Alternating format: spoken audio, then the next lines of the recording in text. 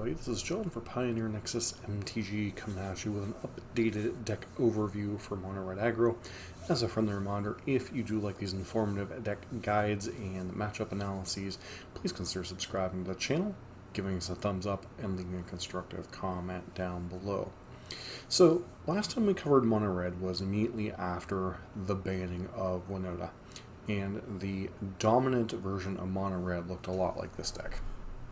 It was more of a prowess / burn-based list that was using things like Chandra Dress to kill and cheap one-mana creatures like Monster, Swiftspear, Soulscar Mage, and then was basically a burn-esque deck of the Pioneer format. You were leveraging things like Lightning Strike. Some of the versions were playing things like Play with Fire. You're also playing things like Wizard's Lightning and Skewer the Critics, and you're just trying to get, establishing a board presence quickly and trying to burn your opponent out once they stabilize against your board plan. This version was often quite good against some of the earlier variants of Mono Green before they started funding the life gain combo. It was pretty relevant against the Is It Phoenix decks and such. Just being able to largely ignore their removal and stuff, trying to burn them out before they got their footing with the churning and stuff, especially after the banning of Expressive Iteration. And overall, this version had an okay matchup against Mono Green, although it wasn't always the best at punching through once Mono Green established a board presence.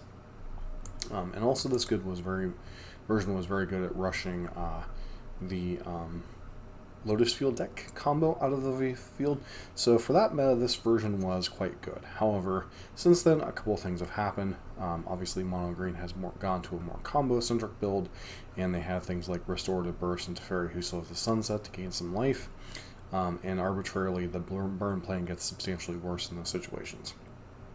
And the Rakdos matchup, as the Rakdos deck has evolved and became very centric upon Kalidas and Graveyard Trespasser, the arbitrary life gain just does not let this version of Mono Red punch through. And if you're struggling against Mono Green, which generally has struggled against aggressive decks, and you're struggling significantly against Rakdos, the deck kind of needed to evolve, and it evolved in a direction that is very familiar to those who have played Standard in more recent time. And that is, the deck became a Torbran Embercleave variant is the main thing that's going on with the deck now. Instead of trying to leverage, the early Swiftspear creatures, you are still running some of those. Just as a curve filler, you're running Fanatical Firebrand. So you still have some removal for, your opponent's earning mana dorks with things like Fanatical Firebrand and Bone Crusher Giant. But this is a much more flood the board centric build that's trying to leverage Torbran and Embercleave. Embercleave is an equipment that can be played during your attack step, and for each creature you have attacking, its generic mana cost is reduced by 1. So if you're attacking with 3 or 4 creatures, this is an equipment that can come down at instant speed for 3 or possibly just 2 red mana. Whenever it enters the battlefield, you can attach it to a creature you control. That creature gets +1/+1 and has double strike and trample. This makes it very hard for your creatures to be blocked, and especially when you pair it with something like an Anax and a bunch of red devotion, you can even punch through things like Cavalier of Thorns, which have big butts and cannot lie, and also struggle to, red creatures have historically struggled to punch through in those situations. What this gives you is it gives you the ability to punch through large green creatures, also to fight against a much larger chunk of damage. So if you're trying to race the various Greasefang combo decks, you're trying to race through the Rakdos combo decks, etc. This gives you a much better chance at fighting through that, and obviously you're much more reliant upon a key card than rather trying to execute a key strategy, but you still have quite a bit of flooding the board presence with things like Burning Tree Emissary, Kari Zev. Anax makes removal spells significantly worse against you. This gives you some attacking creatures behind, even if your opponent sweeps the board with, say, a Supreme Verdict or something. And then, Torbran obviously turns all your red sources of damage into significantly more damage. Like I said, this is very much a more board-centric deck. It is definitely reliant on Burning Tree Emissary to get a quick board presence. Oftentimes you can go like 1-drop into, say, Burning Tree Emissary and another 1-drop, and all of a sudden you have 3 attackers. There are a bunch of other 1-drops you can play in these slots, but these are the ones I've been seeing quite a few of the versions. Kari Zeb pairs quite nicely, especially with the monkey that gives off whenever it's attacking. allows you to have yet another threat on the battlefield for your Embercleave. Bone Crusher Giant obviously serves the dual role with you having reduced the number of burn spells in your deck. It can be important to kill your opponent's early drops, kill an early Blood Tithe Harvester, kill an early Mana Dork, etc. Anax, as we've already kind of mentioned, hits very hard and gives you insurance against both removal and sweepers, other than maybe Anger of the Gods.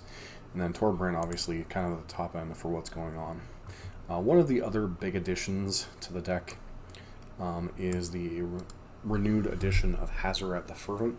Hazoret is a card that Rakdos struggles to kill outside of something like Epic Downfall, because it does not run a ton of exile-based removal, especially if you can keep some other amount of dorks around that your opponent can't just Liliana it away. And then, a lot of the sideboard you're going to see reflects the things you're trying to kill. Obviously, Chain Whirler, very good against the early humans' turns, as well as being very good against decks with mana dorks like Mono Green. Labo Coil, very good against the 4 toughness creatures you need to remove, especially out of Mono Green.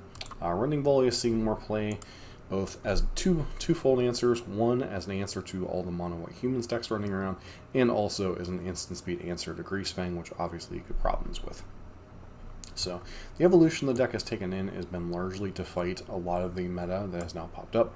The Greasefang decks popping out, the Rakdos being such a big part of the meta. Now, I still don't think even this version has a very good matchup against Rakdos, but it does fare a lot better than the Burn-centric version because of things like Kalidas and such just getting some arbitrary life. And Anax can be very hard for them to deal with in terms of having to have multiple removal spells for all what it does, and even playing multiple copies of Anax can put a bunch of tokens into play and just threaten to kill your opponent by going wide around them. Taking a look at this version, you're still seeing a lot of the same things, although it shaves some of the copies of Play with Fire for a couple copies of Lightning Strike to have a little bit more heavier damage-based removal for 3 toughness creatures. You're still seeing a lot of things. You're still seeing Eidolon the Great Rebel. You're still in multiple copies of Anax, a couple copies of Torbran. The sideboard is also a little bit different. Another tool that can be quite important against life gain things, such as what Rakdos is bringing to the table. Rampaging Ferostodon can be quite nice. Also can be okay against the humans matchup, dealing them a lot of damage as they're playing their creatures. This is another card that's very good against any type of life gain you might run into, such as Angels decks if you happen to run into those. Obviously, that's a little bit more prevalent on the Arena client than it is on regular Pioneer and in paper. But overall, this was an evolution that I think Mono Red had to make. There is one other version that I've been on the lookout for good lists for, and that is people have mentioned in the other version of the Mono Red video, and that was the Obosh version, which obviously Obosh restricts you to playing 1, 3, and 5 mana spells. I have not seen any particular finishes with the deck, so whenever I see finishes with the deck, I will be on the lookout for making a video for that. But I did want to do an update out there for the Embercleave version. Now, obviously, this version is a little bit more vulnerable to sweepers and such. You don't have a ton of haste creatures, so there are some offsets to what this deck is capable of. The deck floods the board a lot better. It's more of a board-centric deck. Uses Embercleave to punch through. It does a bunch of extra damage with Torbran, turning every single one of its creatures into must-kill threats. Eidolon all of a sudden does 4 damage anytime your opponent casts a bunch of spells. But overall, I think this version is a little bit more familiar with people who have played Eldarian Standard, any type of the Eldarian Standards. Embercleave was definitely a presence in that format. And I do think this gives it a better chance against punching through against the big creatures in Mono Green. Gives you a good chance of punking out Rakdos, which is a surprise Embercleave out of nowhere. Like, say they line up blocks and they tapped out for Kalidas, and all of a sudden you give your 4/3 Anax a Embercleave and punch through the Kalidas. And having Hazoret also gives you a lot of options against a lot of removal-heavy decks. It's not quite as good against Blue-White Control, obviously, as they have March of Otherworldly Light, but still gives you play against the removal-heavy decks that have been giving this deck problems. and also, the potential to deal a lot more damage against decks that are trying to blank what you're doing. Maybe decks like Spirits, decks like Angels, that could kind of counter-race what you were doing, especially Angels gaining a bunch of life. Now, Embercleave gives you the ability to potentially race that just by dealing a ton of damage in one shot, saying 10 damage out of nowhere with the Bone Crusher Giant, 14, 16, 18 damage out of nowhere with an Anax. This deck has a lot of things going for it, and I do think it is the more dominant version of Mono Red going forward, especially in a Rakdos meta where the burn version of the deck is just very poorly positioned against that deck in particular. But let me know down in the comments what you think of this particular version, and if you are familiar with it, what its pluses and minuses are, say, over the Mono Red burn variant. But I do think this is a version of Mono Red should be aware, and that's why we did an updated deck overview for this variant, and a couple of you did mention in the comments of the previous video. So as always, this has been John for Pioneer Nexus MTG. Don't forget to like, comment, subscribe, and let me know what deck you might like to see covered next.